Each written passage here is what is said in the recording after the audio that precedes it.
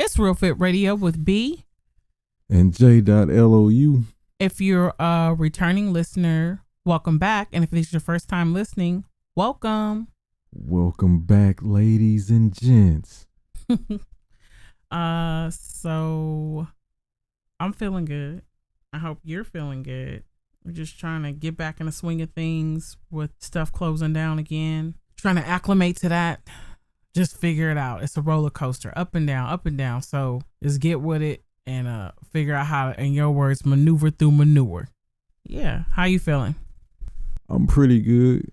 Can't complain. Just finished another great book, Rick Ross' memoir, Hurricanes. A lot of great gems for any artist that's, aspiring to be on his level or just your own level, whatever that level may be. A lot of things in there that, he gives you gems on what to do and a lot of the stuff to stay away from too. But I loved his transparency in the book, and I definitely recommend it to people that's into the music world, I should say. But overall, pretty good. Coping with the whole thing about possibly, if not shutting down everything again. Just keep the gyms open, LA. Keep the gyms open and keep my martial art class opening on July 4th, the reopening. And I'm pretty good to go on everything else. We'll figure it out because we don't really kick it with a whole bunch of heavy people infested environments anyway. So that stuff is not the focal point. So I'm straight. I'm good. I'm hoping that they find some sort of way to open things back up for the people that need it. We move a little differently, but I know that there are a lot of people that are feeling displaced or they don't have the normal outlets, be a club or standard happy hour or the gatherings or just that excitement of meeting people or the possibility of connecting with new people. So I'm hoping there's some sort of resolve that comes out of this where it's not this open shut, because that being displaced can get frustrating and then that spills over into other stuff. I definitely don't want that energy for anybody, including us. So yeah, hopefully things will get back to normal or we'll have some great alternatives. Yep. So what are we talking about today, Lou?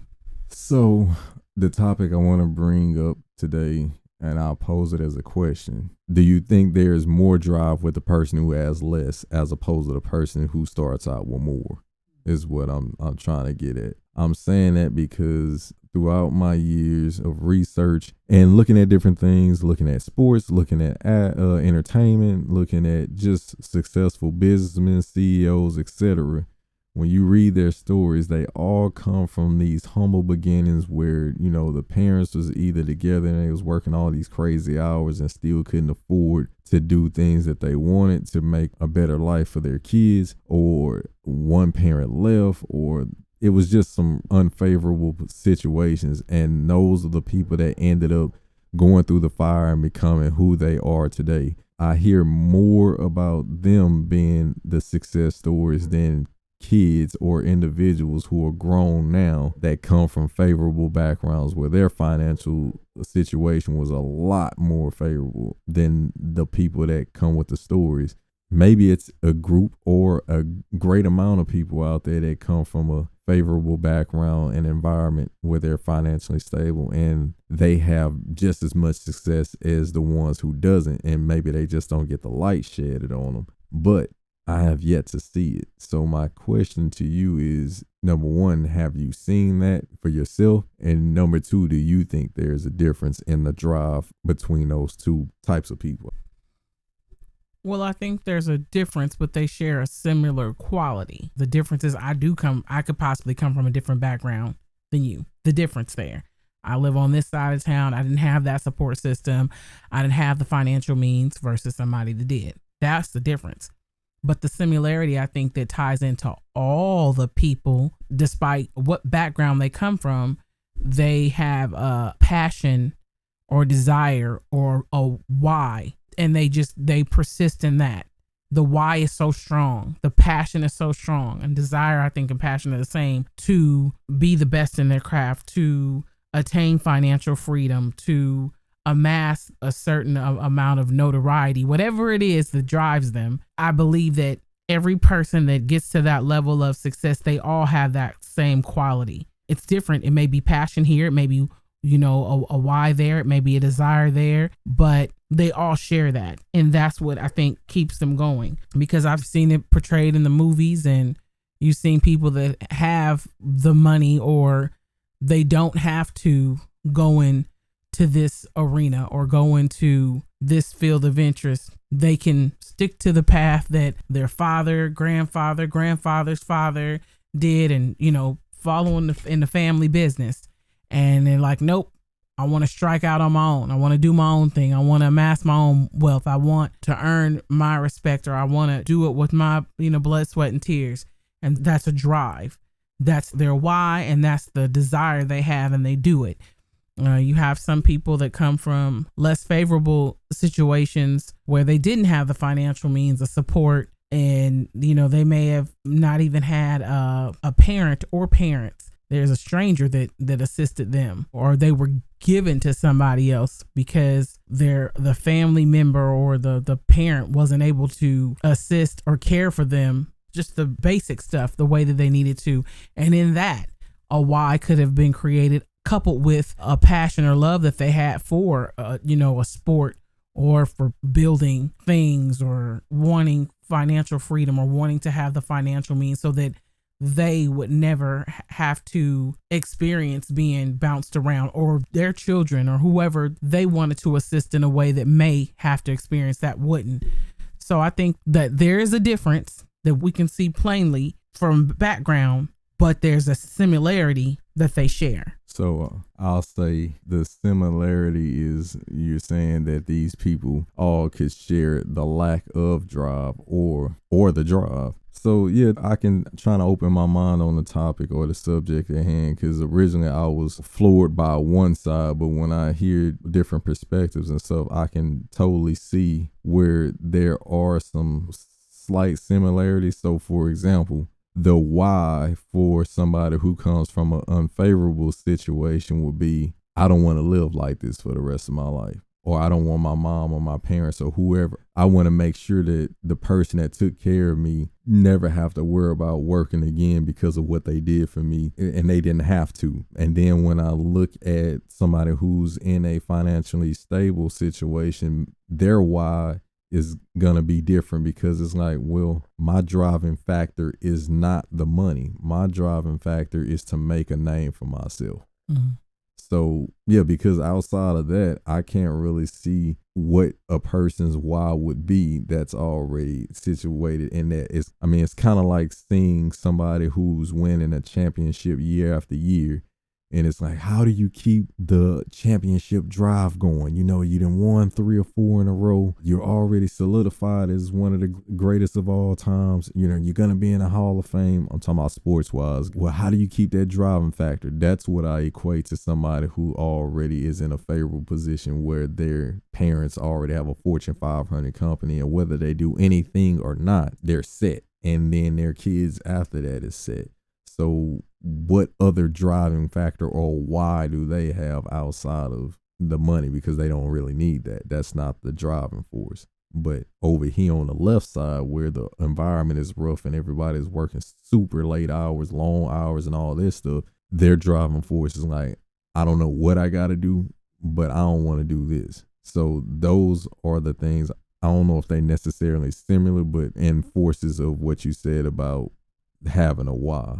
Yeah, I think that it just kind of boils down to, because you said if they already have, gotten the rings, the notoriety, they're headed to the Hall of Fame, and they're still out there doing it. Yeah, and what keeps you going? Passion. We are very fortunate to have the advancement of technology to see, hear, read these sit downs with people that are, at the level that they are in their careers, be it sports or just wealthy, through however they amass their wealth. Some people, we can read Warren Buffett's book. We can watch TED Talks of other people that have reached a level and they're still at it. I think that that's only something they could explain, but I think it still boils down to they still will it so. they have the will and desire to do it because they want to. As one person may say, because I just enjoy it so much. I enjoy the game. I'm going to play it, like Serena says, until she can't play it anymore. LeBron says the same thing. Or so where someone else may say, even though to you it looks like I've arrived, I still, in the back of my mind, I just feel like I never want to be without again. And I just want to get to a level, and I don't know what that level is, that my kids, generational wealth will never, ever experience what I did. And to you and I, it may be like, this is crazy. You have money that you won't even be able to spend in your lifetime.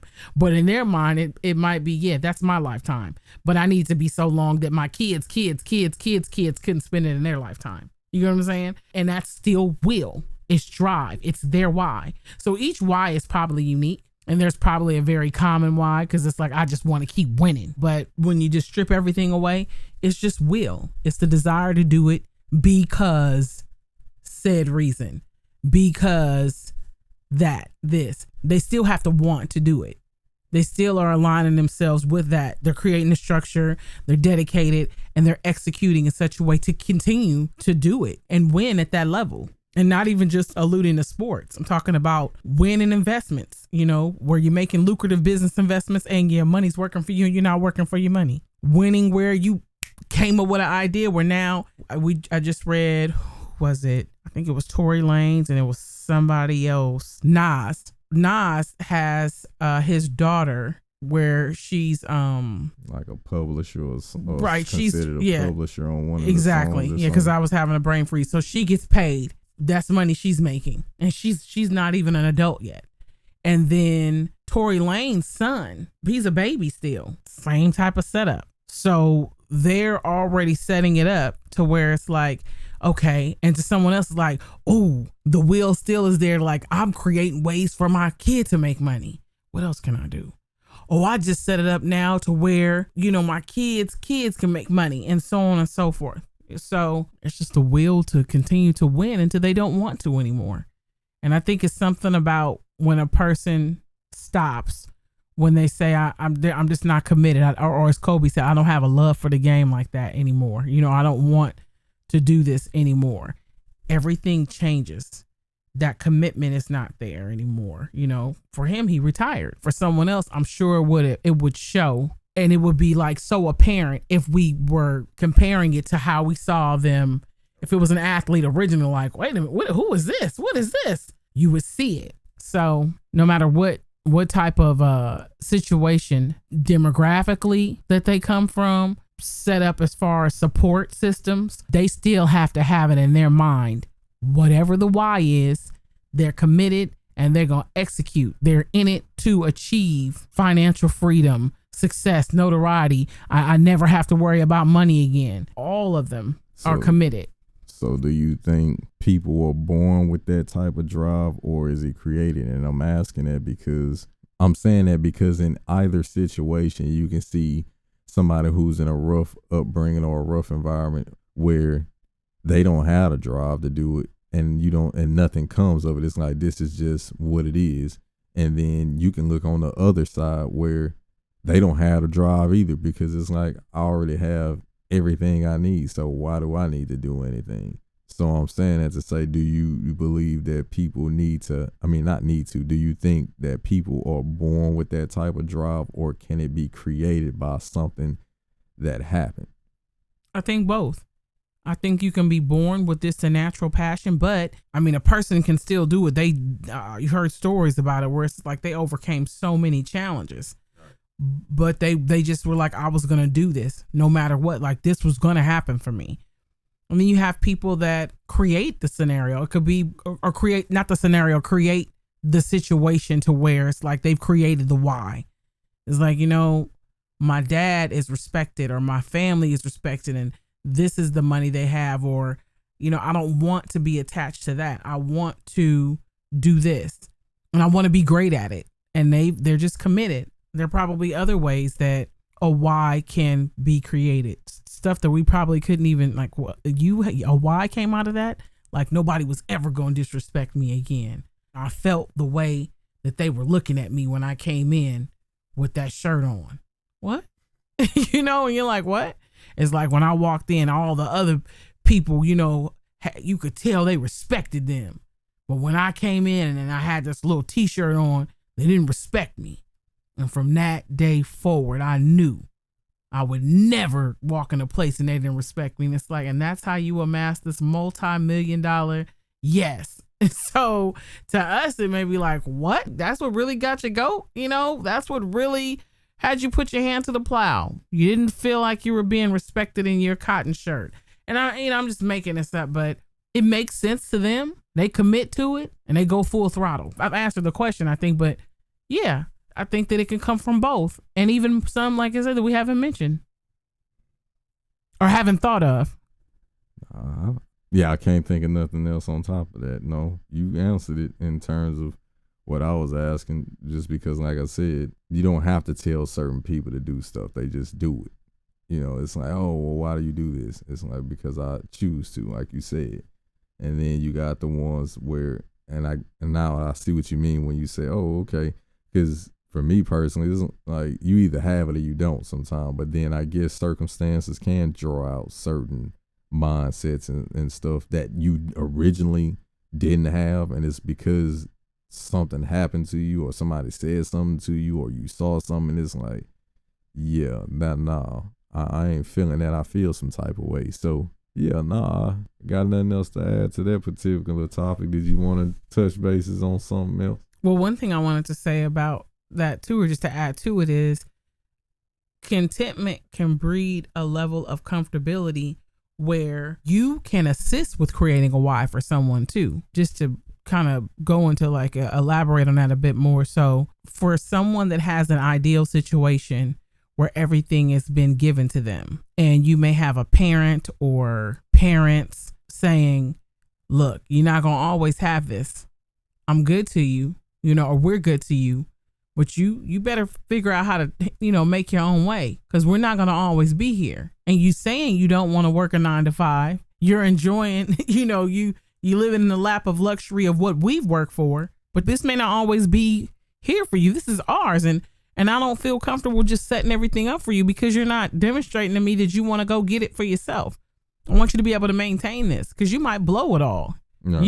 I just think that without the guidance and the support of certain people could be a person that's the recipient of that great lifestyle, and all these things being available to them can be foolish. But I think even out of that, a why can come, because you see, sometimes you can take stuff away. I'm not going to keep giving you this stuff. You're going to have to figure it out for yourself. And you can create a situation that becomes somebody's why.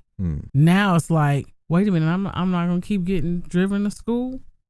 No, you're going to have to walk or catch the bus. I don't like riding the bus. I'm going to get me a car. Well, how you going to do that? I need some money for it. No, I'm not giving you any money for a car. So then, and it's not the best, but if they start, I just looked over at the Rick Ross book. They might start selling dope. I don't know. I'm not saying that's the way to do it, but that's their why, and from there, they might be like, ooh, selling dope is not working for me because I don't want to go to jail. So yeah, he had a passage in there where he was like washing cars as I think a young teenager, and he was like, yeah, I was washing these cars and stuff.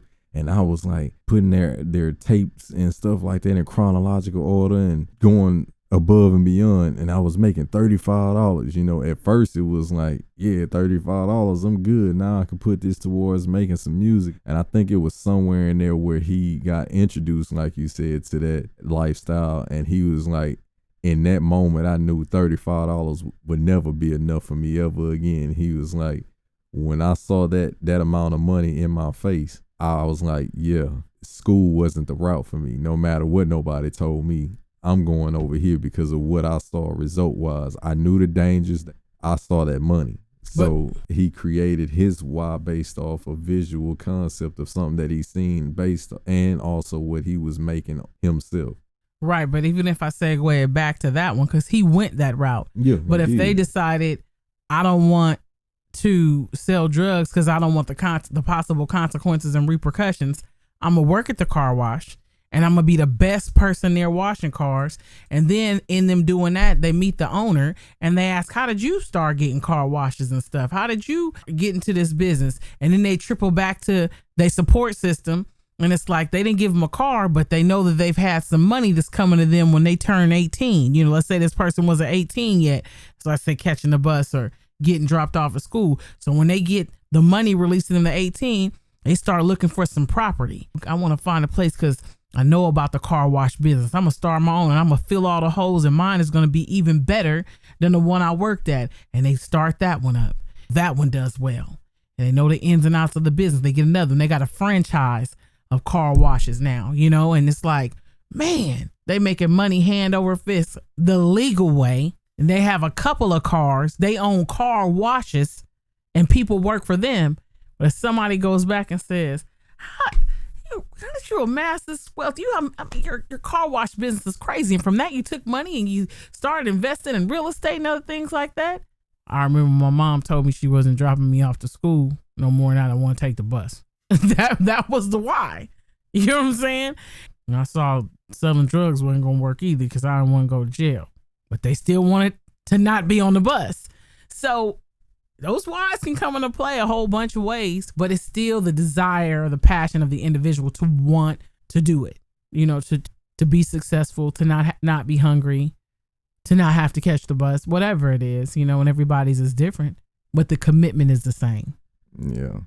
No, I do definitely find that interesting. And I guess the last part I'll talk about, and it still revolved around everything you said. Sometimes I look at the situations too where the person that doesn't have the favorable position, they can't do X, Y, Z because the finances aren't there.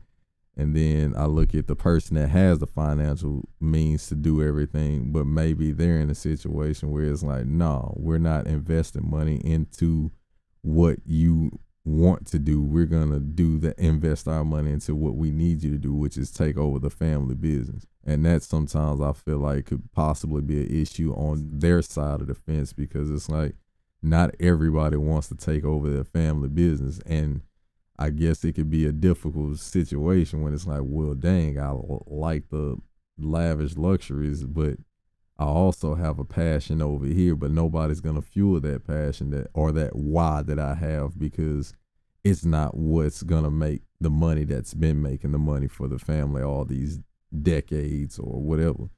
So, yeah, like you said, listening to your perspective, it opened up the corridors of my mind to be a little bit more objective or have a better perception on both sides, because for a long time mine was skewed. I always felt like the people who didn't have all that had all the disadvantages in the world, but I never really thought about what kind of obstacles somebody that, even though they are well off, what they face in that situation. But yeah, you brought it all full circle with everybody. It still boils down to that individual having the drive or not to, do whatever it is that they set out to do. And money is not an issue. It's all in your mental and what you choose to do and what you want to do. Yeah, and also just to touch back on the example you were given about if your family wants you to do this and you're like, I don't want to do that, but they're not willing to support your why. There's even an opportunity to create within that a why that they're willing to support. Or I'm going to have to figure out how to get support for this why because I believe in it so strongly. I really want to not have to do what's set out for me. I want to do this. Yeah, the power or will to win, whatever your definition of win or being successful is, and committing to it fully. We've had the opportunity to hear stories of people that overcame just the craziest circumstances. They found a way. Opportunity met their preparation. Yeah, that's all I got. That's interesting because it just reaffirms sometimes within yourself when you have these conversations. I always do a self-check every day. It's like, let me make sure I'm doing everything I can to align myself with the opportunity that I've been asking for, to prepare myself, to move forward when this happens over here, what I've been setting up. Sometimes we find excuses because that's what they are, because there's somebody that's dealing with so much more or has less than what we have and are doing more with it. So there's a level of accountability that comes about in this conversation. Not to say that you or myself, when we have these type of discussions, or I begin to reflect even through us having this dialogue, like, am I doing this, doing that? How can I do more in this to push me a little bit further or get me in a better position to possibly have an opportunity here? Or, am I searching for the right people? I mean, even when I pray, am I asking for the right opportunity? Because sometimes you're not asking for the right thing. You're preparing yourself, but you're not aligning yourself. You can prepare all day, but let's say you want to be like, I'm the best chef ever. Has anybody ever tasted your food? And what's the goal? Do you want to have your own restaurant? Do you want your food to be in the frozen food section and Whole Foods, Ralph's, 365, International, whatever? When you start really delving into, or, creating a structure or the end game for whatever you're passionate about, you can better prepare or pray for the type of opportunity you'd like. And then I always believe, just spiritually, that God has something even like, I got a better opportunity for you. You wanted to meet this person. That's not who you need to meet. Who you need to meet is this person. But you can just pray for the right opportunity and be prepared for it. But yep, no excuses. It's about the will to win, John. Sheer will to win. That's gonna drive me into the ground or drive me into the sky. That statement. We had the sheer will to finish this podcast today. This is our second attempt. Computer went out on us. Yeah, didn't know that. And we are here because why? We willed it so. We wanted to do it, and we did. I did it. I ain't gonna do it. I did. Well, if you want to contribute anything else to this conversation, keep it going. Have any questions, comments, concerns, suggested topics, you can always shoot us an email at realfitradio@gmail.com. Our podcast drops every Monday. And we're on other platforms outside of YouTube as well. I will continue to say that from this day forward, because I forgot to say it last week. We're on different platforms now, from Apple Podcasts or Apple Podcasts or iTunes, Spotify, Deezer. It's just different ones. So wherever you feel like you want to listen to us at, you don't have to just do it on YouTube any longer. You can listen to us on all those platforms, and we'll continue to add more to it as we go as well. Right, because I think iHeart Radio is there, Pandora. A few of them are on there, but more or less with the ones like the Spotify and Deezer, they're on all those. I have to look again for the ones you just said, iHeart. We'll have a list next time, so we'll know exactly. And we're still growing. We want to try to have it everywhere, because we have a person that listens to every podcast in France. So we international now. I mean, I'm excited. So we just want to make sure. I'm saying that I'm excited, of course, about that, because the goal is to reach, I don't care if it's one person, to just get information or just to inspire, impact them in some way from these type of podcasts that we have.